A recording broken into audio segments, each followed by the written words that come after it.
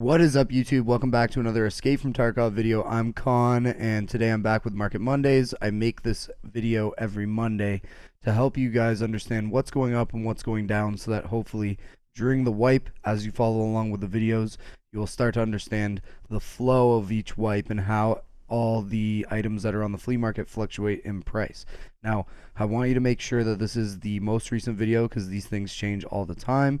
Without further ado, I stream on Twitch. I have a Discord. Links are down below. If you like the video, go ahead and toss it a thumbs up. It really helps me out. And if you want to see more videos from me, you can always subscribe. And I really appreciate that too. So let's get right into the video.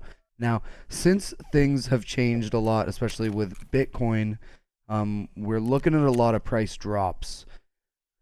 Starting off, nails are not worth what they used to be. And same with all of the tech spawns. So like CPU fans, CPUs, it's not worth what they used to be. Some of them are still worth around 10k. My general rule of thumb is if something is worth less than 10k per slot, I don't pick it up because it's just not worth it. So therefore, if I have a 4-slot item that's worth only 30k, I don't think it's worth it. So some people have different rules. That's my rule. 10k per slot has to be, at least for me to pick it up. So nails have gone down. They're sometimes under 10k. I still would pick them up because you can sometimes see them jump, especially at night, to like 20k. But at the moment, they're really not worth very much. Alionka chocolate bars, or Ionka, whatever it is. These are actually doing okay. They're holding their value. They're about 33, 36k.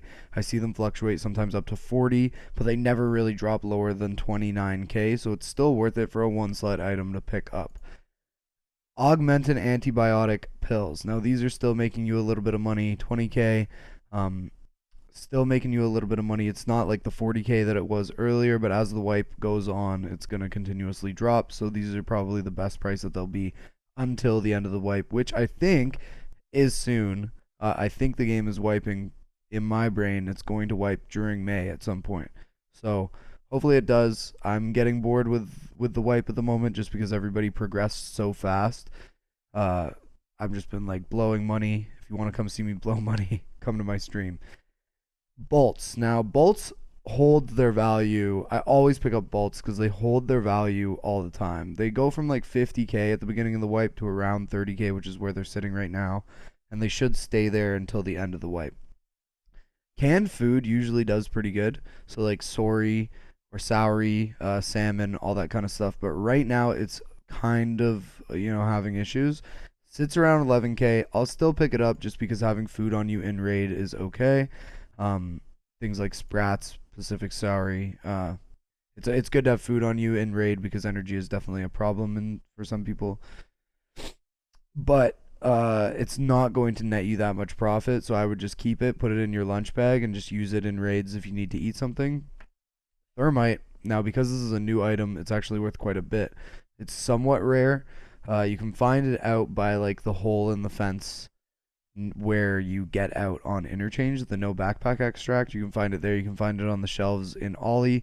I've only found it like once, but it is there. If you do find one, I would definitely keep it. It's a 1-slot item and it's 125k.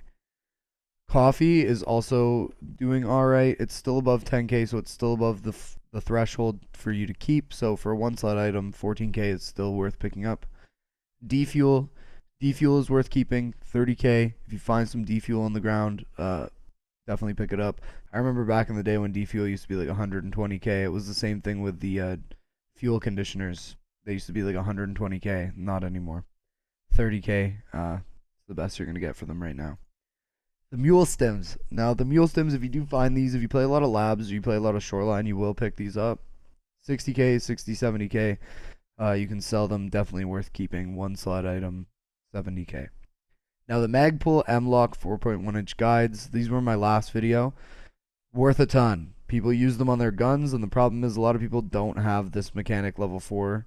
So I can buy it for, 1,762k when I build my M4s or whatever, because this is the rail that goes on the bottom of a lot of guns that allows you to put a foregrip on it, which is needed for a lot of weapons. So if you find one of these in raid, keep it for sure if it's found in raid, because you could probably sell this for upwards of 200k on the flea market. People will buy it because especially people that have started new accounts, they want these and they can't get them from the traders yet.